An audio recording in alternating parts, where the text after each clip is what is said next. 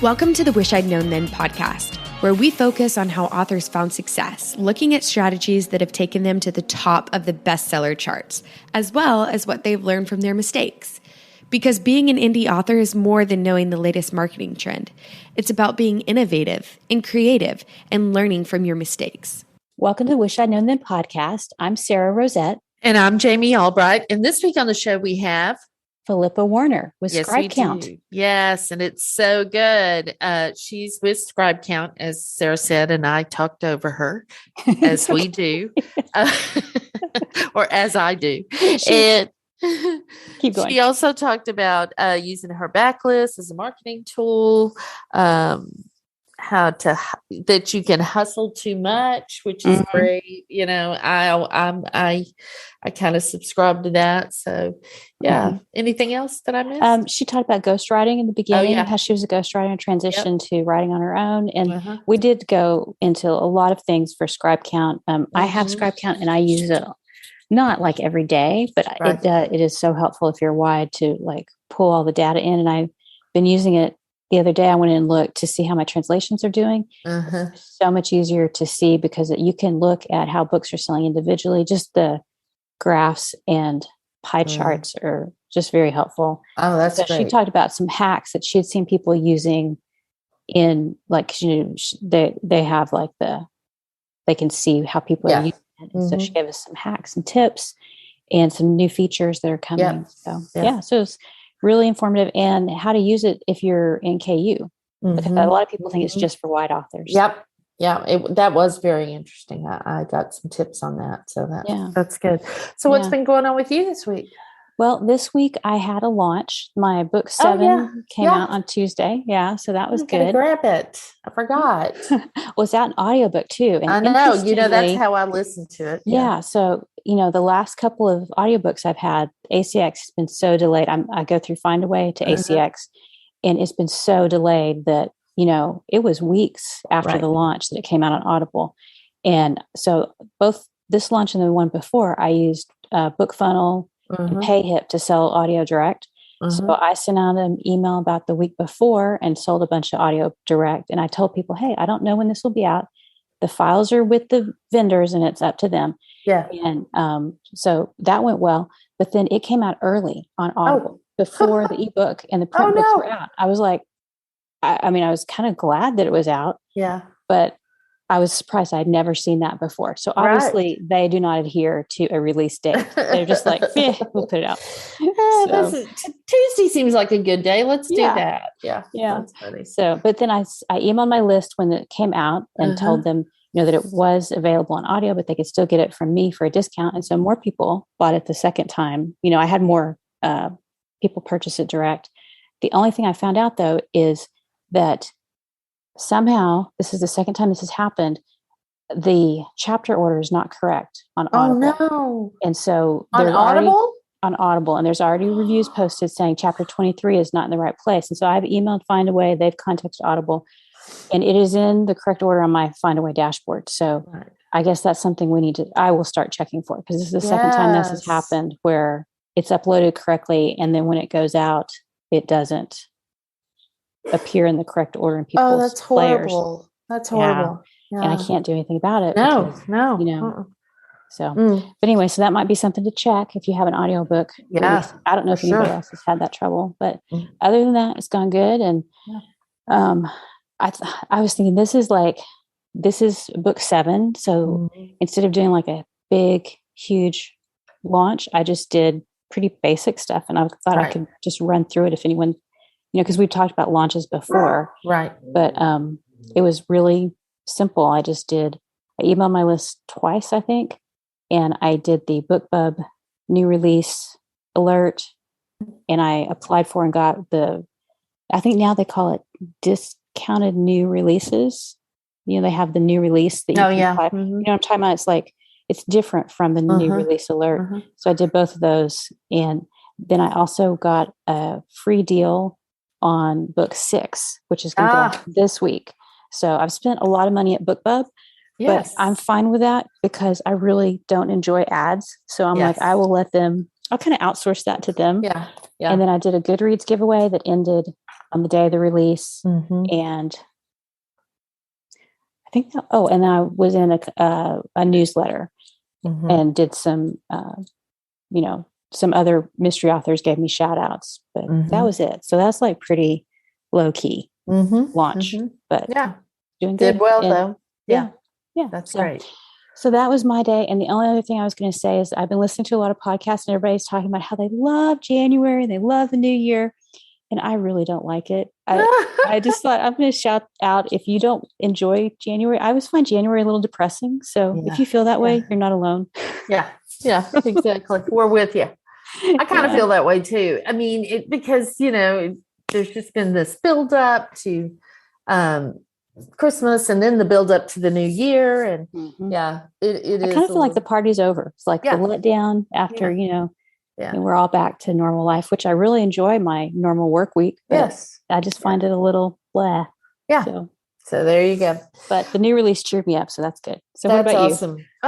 Well, I've just been writing, which is, awesome. The book is, I've had 2 or 3 real big, moments. So pretty much I know the book, or at least I know their motivations and their, what pushes their buttons, what's going to make it worse, what's going to make it better. And so now I just have to put it on paper. And I started to, because, I'm not terribly far along. I don't know. I'm over 10,000 words, but I can't remember how many exactly.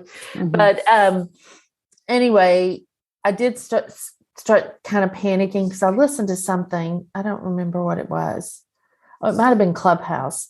And people were talking about outlining or the way they outlined or whatever. And I was just like, maybe I need to do that. Maybe I need to stop and start. And then I was like, you know what? I'm just going to write this book from my Put your blinders on, right? I am an instinctive writer. Yep. I know that because of Becca's stuff. I'm just going to write this book and then I will fix it when I need to fix it. But right now I'm just writing this book. And honestly, I went back yesterday and I needed to add in some stuff because of these new revelations. And as I'm reading along, I'm laughing and thinking, you know what? This book is not horrible. And that's always our bar. Like in the first draft. That in about, 40,000 words. I'll have to get back with you on that. But so that's pretty much what I've been doing. Still off social media. Which so you're still going fine. Good? Yeah, still going fine. Every once in a while, somebody will send me a TikTok video, and I do watch that one that they send me. But then I get, I get off. I've got all my apps deleted from my phone. Wow. And I think I have one more week of being off social media. I really miss my group. And I may jump in my group this week just to, hey, how you doing kind of thing. But other than that, that's about it. I jumped into crypto coin this week. So my. I know.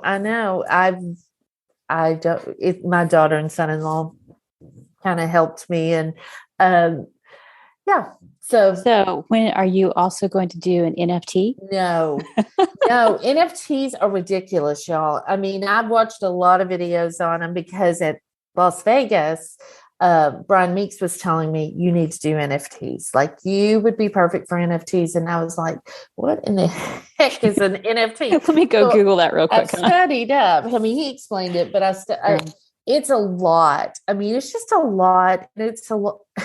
It's really kind of ridiculous, but also it's a lot of steps. This was a lot of steps, but NFTs are a lot of steps. And right now, because they're so popular, there's something called a gas price, which is really basically how much it costs to upload to a certain site. And, the fee they take, it's just outrageous. Like I watched a video from April and a guy uploaded one and he was charging like $167, but his gas fee was $127 or something like that.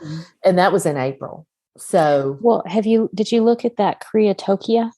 Joanna Penn interviewed them on the Creative Penn podcast. No, I may need to go back and it's just for creatives for books, specifically for books, I believe right now. And Okay. you can get in early, like in their beta, I think right now. So it's been a while since I listened to podcasts, so don't quote me on that, but that's definitely something to look into.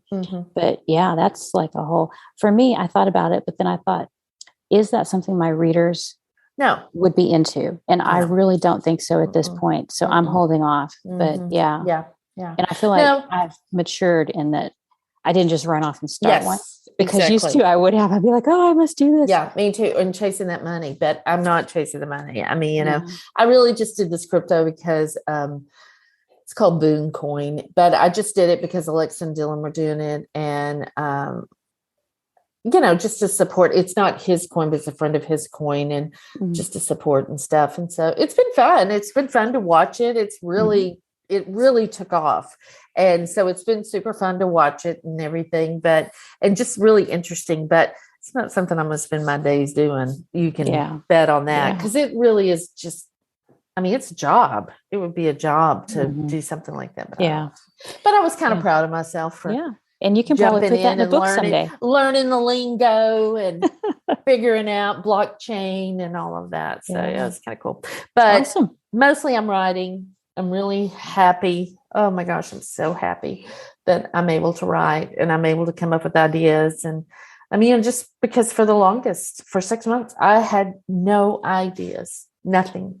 And it's terrifying. It's just terrifying. So if you're in that place, trust me, I understand. But if you're coming out of it, then congratulations. And you do come out of it. I mean, you do. It just depends on how long it takes. It's a process to get there, and then it takes a while to get out of it. But I know Becca Syme has some great YouTube videos on burnout and how to, or being blocked. I think I was just not blocked. Be so bad. Yeah, I think because really my idea came after I was in Vegas around a bunch of people. Imagine that.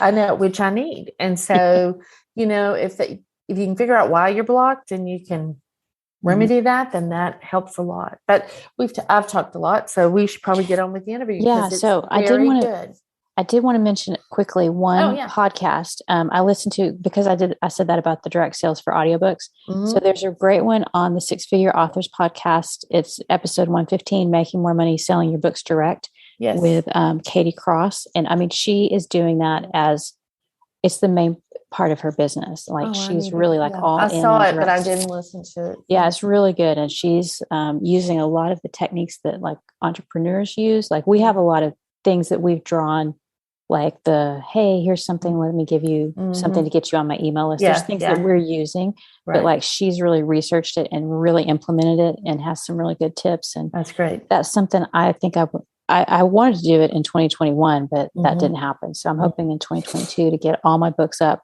and start selling more direct. So anyway, I was going to recommend that if anyone's interested. And let's get on with the interview. Learn about Scribecount. All right. Today we're really excited to have Phillipa Werner with us. Hi, Phillipa. How are you? Good. Thanks for having me. Oh, we're so excited you're here. This is going to be fun. Yeah, we're going to learn all about Scribecount and also talk about your writing and stuff too. So this will be great.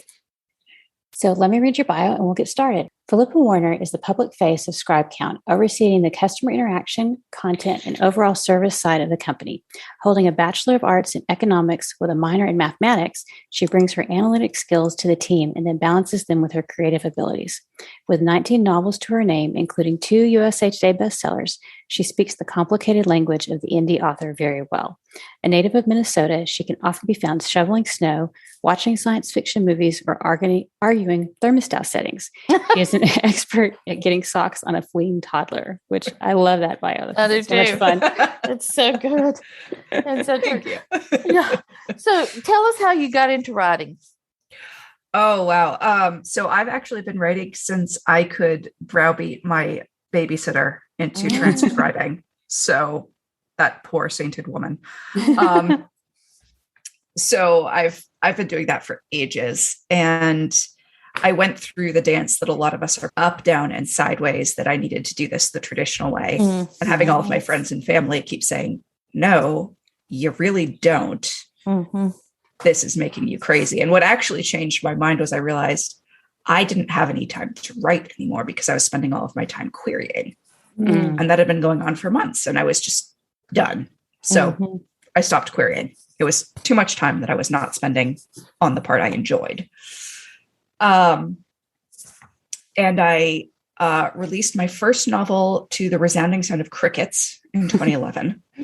And then in 2012 released a trilogy and got this thing that I was not sure about at the time, that I'd been told I should apply for, called a book bub. Oh, yeah. Which launched things. Yeah, I imagine it did. Awesome. So that came out, and then I had majored in nice, sensible subjects in college and graduated directly into a recession. And so wound up in financial services, in commission-based sales, which was not, where my heart yearned to be. So I was able to turn my sales into a ghostwriting business. Oh. And that began in 2015. And between then and now, I've done other people's worlds or co-writing projects.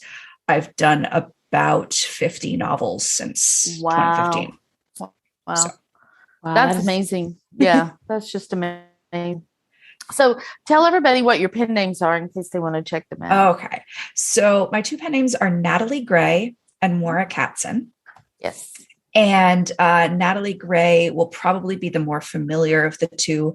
I've written some series, some spin-off series within Michael Anderle's Arthurian Gambit worlds. And then there's also an urban fantasy series and a military sci-fi series under that pen name. And then Maura Katzen is epic fantasy. And I've got a new series coming out under that pen name next year that I am ramping up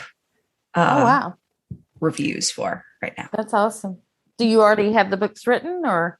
I have the first book written, and it is a series that I literally would not have been capable of writing before the crazy apprenticeship of the 50 ghostwritten books. Getting all of those tools in my toolkit made this possible. And it the first book clocks in at about 150,000 words. So, it's complete. It's a multi-point of view. The first one is written and that's amazing. But that's epic fantasy. I mean, that's name of the game. That's the world. Yeah, exactly. Wow. Well, that is impressive to do all of that while getting socks on kids and shoveling snow. That's impressive. Easily the most time-consuming part. Yes, we understand.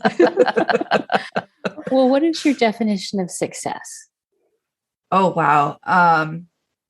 This is actually something that we've been looking at with Scribecount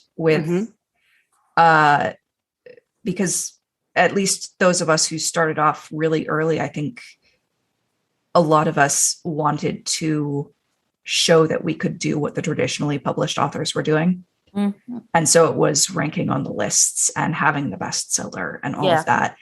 And I really burned myself out quite hard trying to have someone else's career,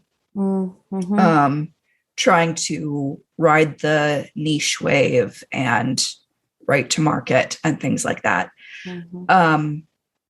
And right now I would say that my version of success would be able to, would be me being able to spend a couple of months per book, which seems ridiculously self-indulgent right now. And to a sky dream, of course, would be able to be, have my husband go off and start his carpentry business because he makes the absolute most gorgeous furniture you've ever seen in your life. And I want him to be able to do that for a living. But certainly my vision of success would be being able to work on my books, about 6 books a year, and, have that pay my bills. Yeah, that's great. That's great. We just talked to Inez Johnson, and she said, when she answered this question, she said she's learned to, well, I don't know if it was this question, but she did say in the podcast that she's come to this realization of coupling your money goals with your happiness. And I just love that. And so it's kind of sounds like the same thing, you know, the things that bring you joy, which would be writing maybe a little slower and enjoying the process a little more, plus letting your husband do something he loves. That's awesome. Yeah. Well, what did you wish you'd known about writing and craft when you started? I really wish that I hadn't been so afraid of tropes.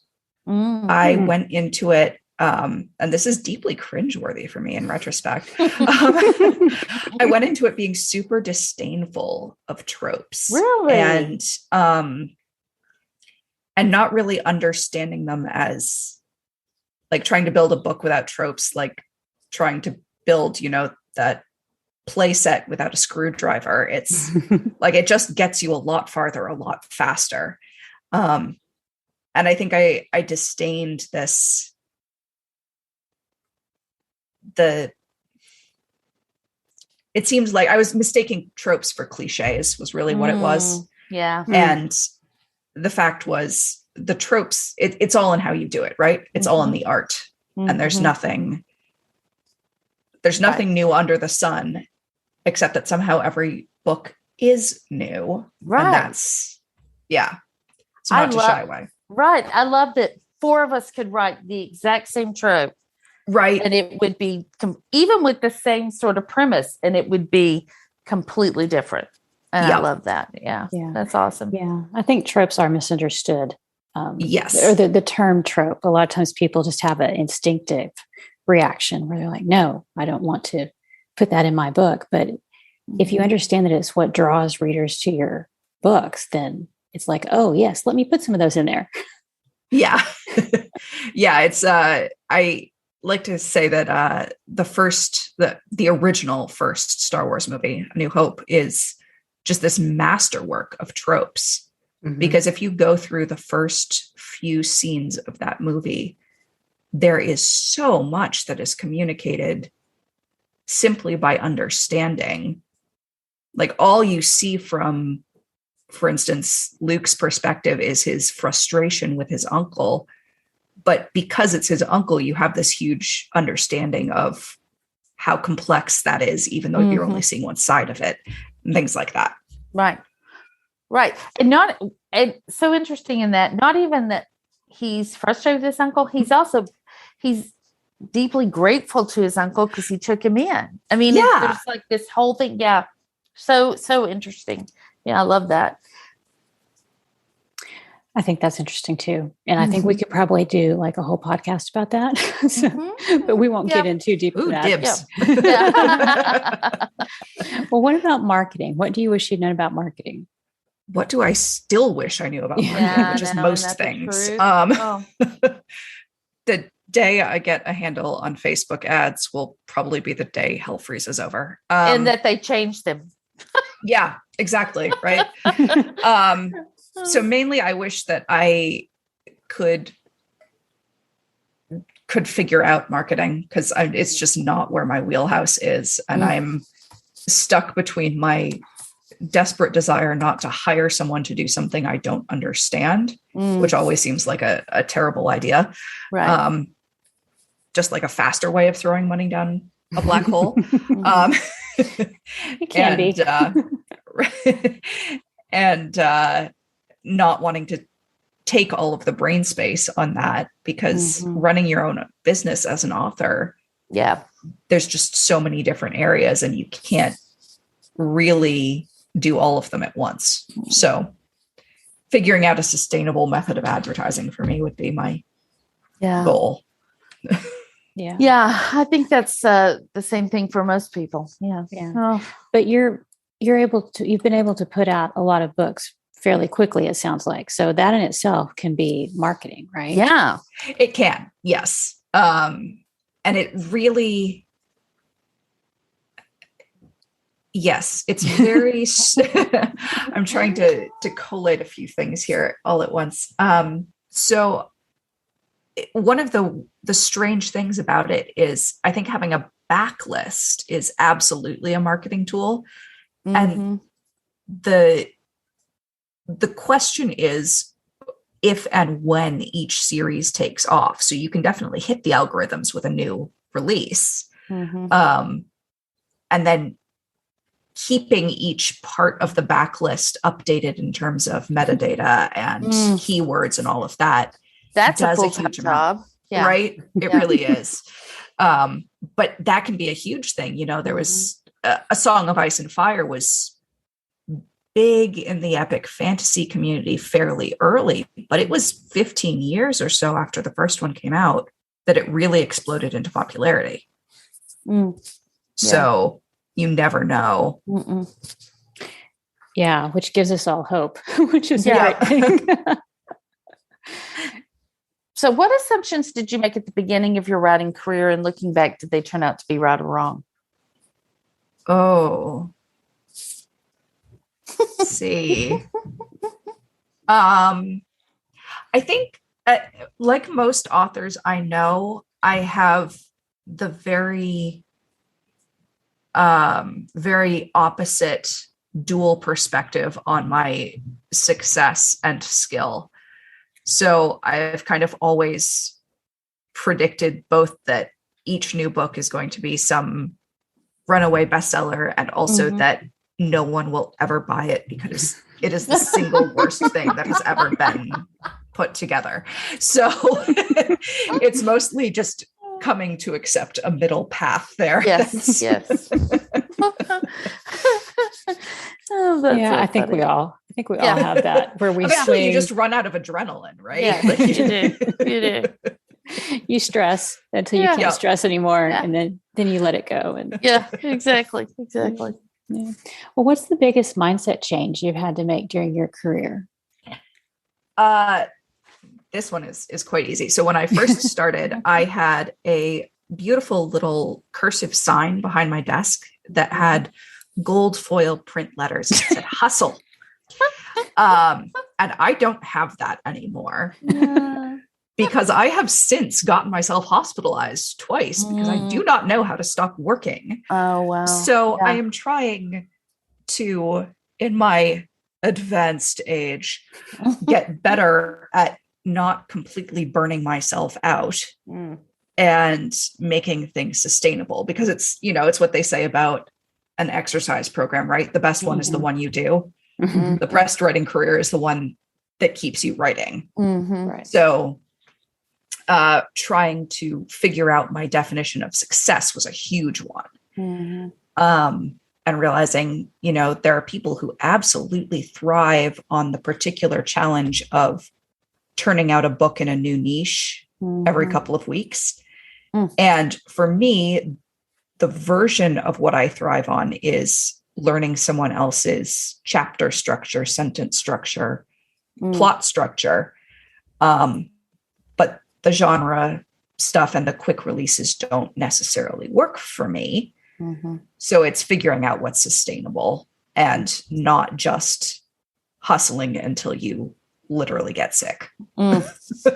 I think that's a great mindset shift. Yeah, so important. Sure. Yeah, it really is. Because if you don't feel, go ahead. Oh, I was going to say, if you can't physically stay writing, you know, over the long term, then you're limiting your output and how many books you can put out in your career, even though you may be kind of ramping up in the beginning. And we all have that phase in the beginning where we have to, you know, get a backlist together.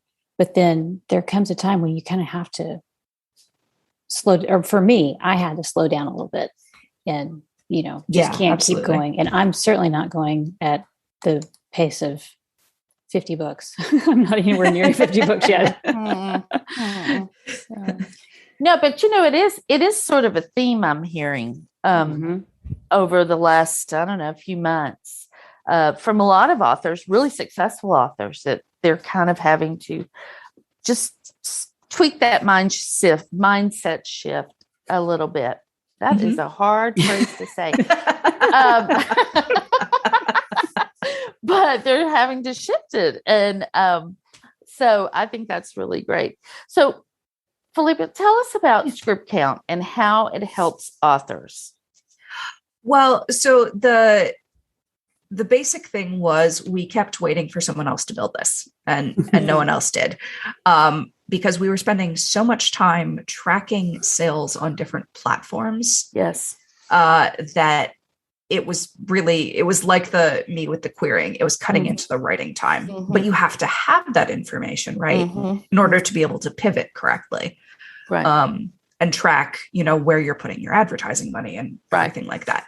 Right. So, Scribecount itself hooks into 7 major book retailers and has 4 more on deck currently. Wow. And is able to not only automatically pull that data, which means there's no chance of you copying something into the wrong column in your spreadsheet or whatever the case may be. It's doing the currency conversions for you. It's able to run custom reports for you. Right. Things like that. And so you can log in, you can see your sales at a glance. You can tag by things like series and author. So I can tell you, now that I have Scribecount, that my epic fantasy sells way better on Apple compared to my science fiction, which sells way better on Kobo. Wow, Why? really? I don't know, but I can target my advertising better. Oh, wow. That's so cool. I do not use Scribecount, so I am fascinated. That's so great. Well, I have it, but I have not obviously dug into all its bells and whistles and things. So I feel like Randall and I even probably don't use it up to its capabilities, which is sad, but there's only so much time in the day that you can devote to running Excel spreadsheets. Even me. Well, tell us, like, if somebody's, because I have it and I love the graphic that it gives you. It's a circular thing with multicolors, so you can see, it's a visual representation of where your sales are coming from. So if somebody's new and they wanted to give it a try, what would you recommend? Because to get it set up so you can see, is there anything special you would recommend for people to do to get it set up to use it? Well, it's quite easy. So the only thing that we're really waiting on is that there's no Safari browser extension. But there are for Chrome and Internet Explorer and Firefox. And so the basic thing is you simply need to install the browser extension and then show it where the logins are. You pick which platforms you want enabled and which you don't. You log in and you're the one who maintains the login. So our system doesn't cache any of the password or login information, which was a huge priority for both Randall and myself. We'd seen some breaches of author trust in that area. And we handed our dev team a really impossible task, which was we need you to do this without any cookies, without any user IDs, without any passwords. And boy, howdy, did they come through without even stabbing us one time. Wow. Not even once. Not even once. It helps that we're very far away from them. Yes, that's true. Well, I knew that was going to be a question people would have, was the security. So yeah. Yes. So you can log in and it just pulls the data and collates it, but it doesn't have access to your logins and stuff. That's the bottom line, right? Not only does it not, so we're working with Microsoft Azure, so everyone's data are stored in different encrypted tables. So each user has a different table, and you can also, if you want to, we've got a couple of people who do this. You log in, you enable the connections, you pull all of the data, you run whatever reports you want to run, and then you can disable the connections and delete all data so that it is nowhere online. You have downloaded your reports, but if you don't want it on anyone's servers at all, you can do that. And probably our biggest surprise so far has been the number of people who contact us saying, I don't care if you have my passwords. I just want not to have to log in again. Yes. Which we did not see coming, and we are working on. Nice.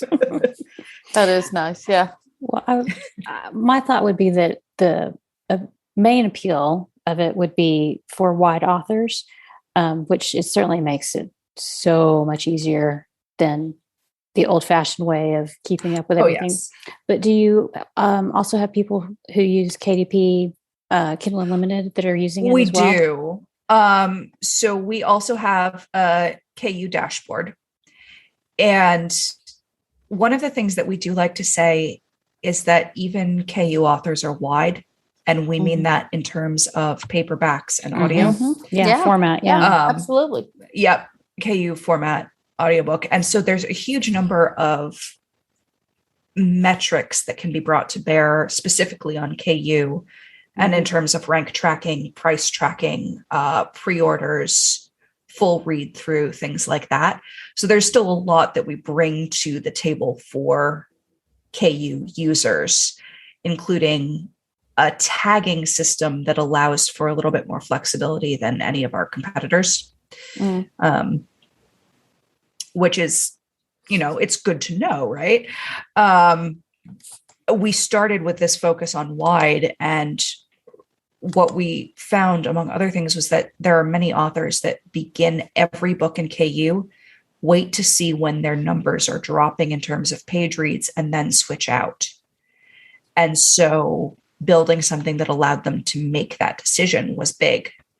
Yeah, I could think that would be. Data is always good. I think our problem now is that a lot of times we have too much data. So if this helps us like zero in on, a certain area that can help us make good decisions, that's invaluable. So, Right. Because I feel like a lot of systems give us data, but it's not always usable data. It's just data. No. And I need, because I'm not a data person, I need something that's going to be user friendly. Oh, absolutely. So for someone like me, who's not a big data person, is this something that would work, or do I need to have absolutely that mathematics degree? Not at all. The goal was to make it very easily visible that you could look in and you could say, okay, all of a sudden I've absorbed a whole bunch of information very, very quickly. So part of my personal goal is to make sure that people stop being as worried about data, because I've found that people are a lot more competent than they realize they are. And so much of what we do involves stripping technical jargon out of data and data services to help people feel more comfortable and not close off. So I did a talk recently at 20 Books in Las Vegas, and, started off the talk saying, okay, how many of you here are data heads? And a couple of hands went up, and, okay, how many of you feel like breathing into a paper bag right now? And, 10 times as many hands went up. Yeah. Like, okay. Sure. Yep. We're here. We'll help you. So we're trying to very slowly roll out, hey, this month we're just going to highlight one of these reports. Here's a brief overview of how it works, and then how you can do it in 4 clicks or less. Wow, that's amazing. Sounds fantastic. Yep. 4 clicks or less is one of Randall's big priorities. We don't want it to be, okay, well, if you just set these 58 metrics, you can have exactly the dashboard of your dreams. Like, we don't want that. So, well, I appreciate that, because, when you get something new, you always have to learn how to use it and get it going. And the programs that are extremely complicated, they can be great, but if you can't, we're busy as it is. So yes, like taking time to, take a class to learn how to use something is not how I want to spend my time. So, yeah, not at all. And literally for someone like me, who really, it does make me very anxious, seeing all those numbers and everything, to be able to do it in 4 clicks or less. It also, I don't know, it kind of is empowering. I feel like I could do that. Like, That's beyond my capability. So I think that's great.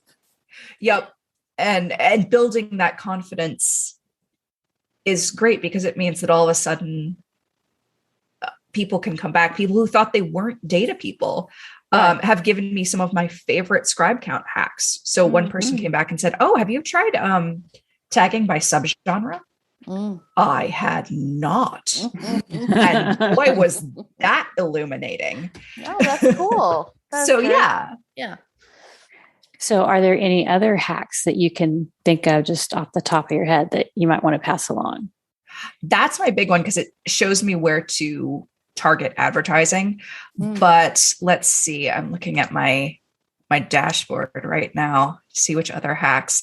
I know that a lot of people have really been a fan of the royalties by marketplace. So the global map that you can just say, oh, wow, I'm selling a whole bunch in India. I didn't expect that.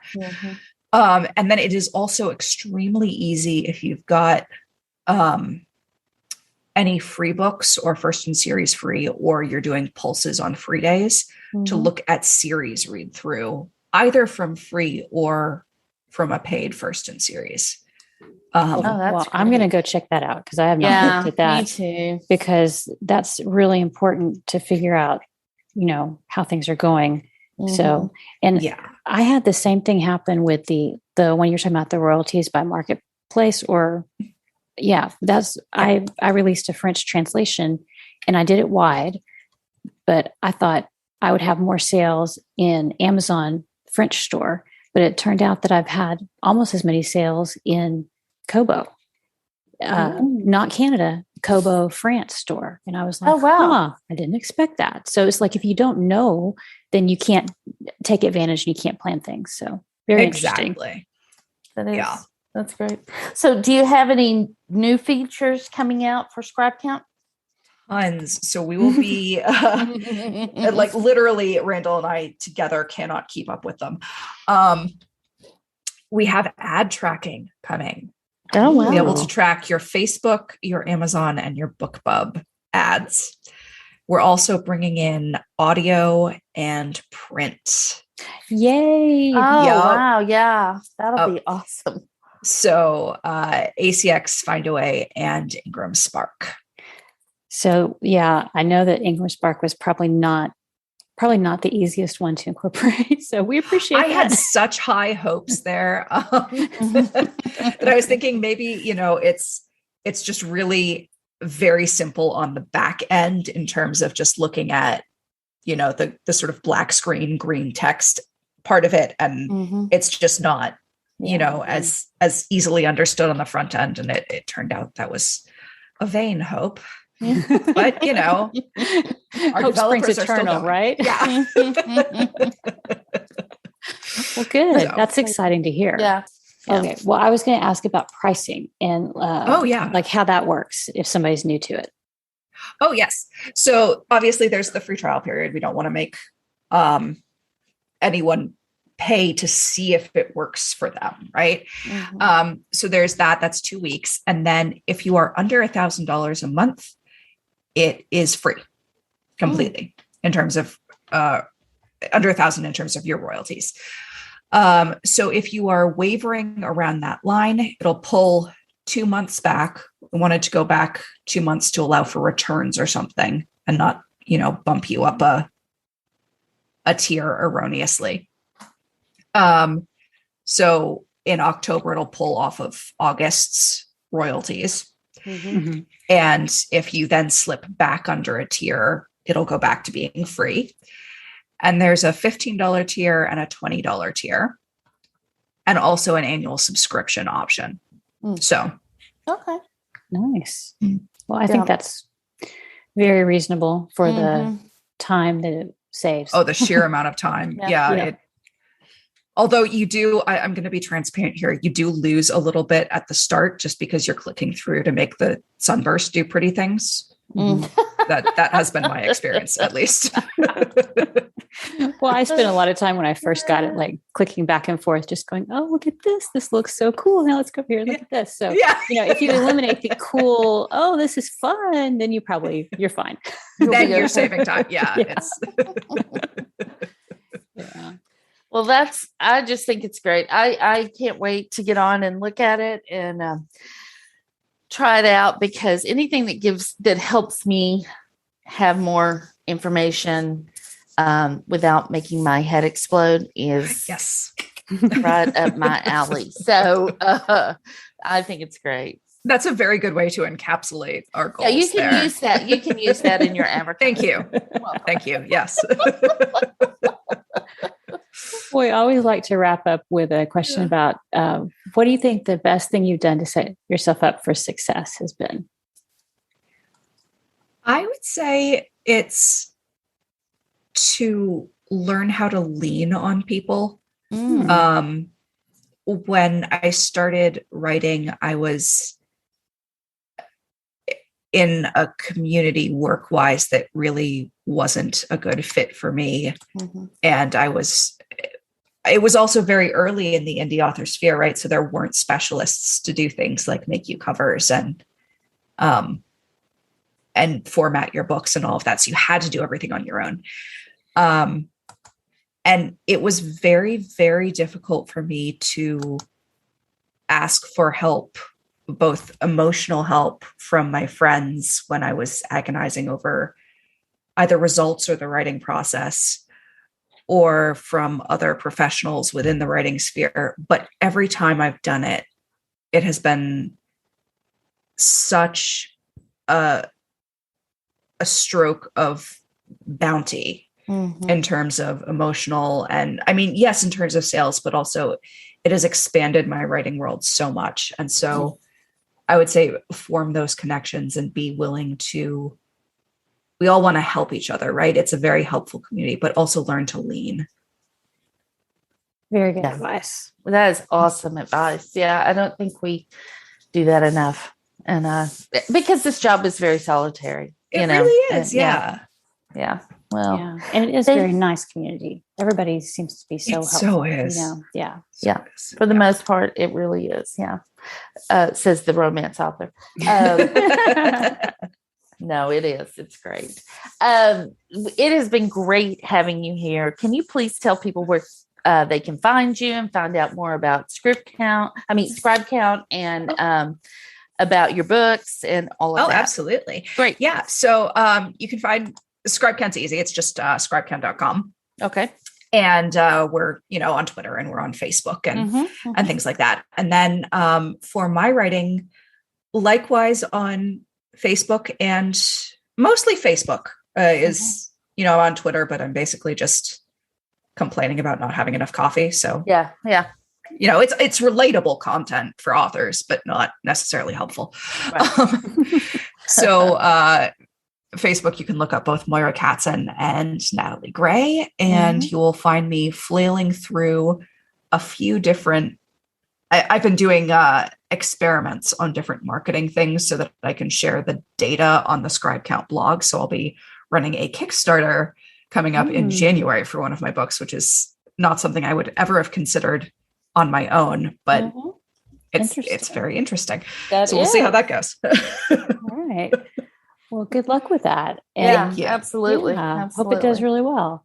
So we're just really happy to get to talk to you about Scribecount and your writing. Likewise. And we'll have all the notes or all the links in the show notes.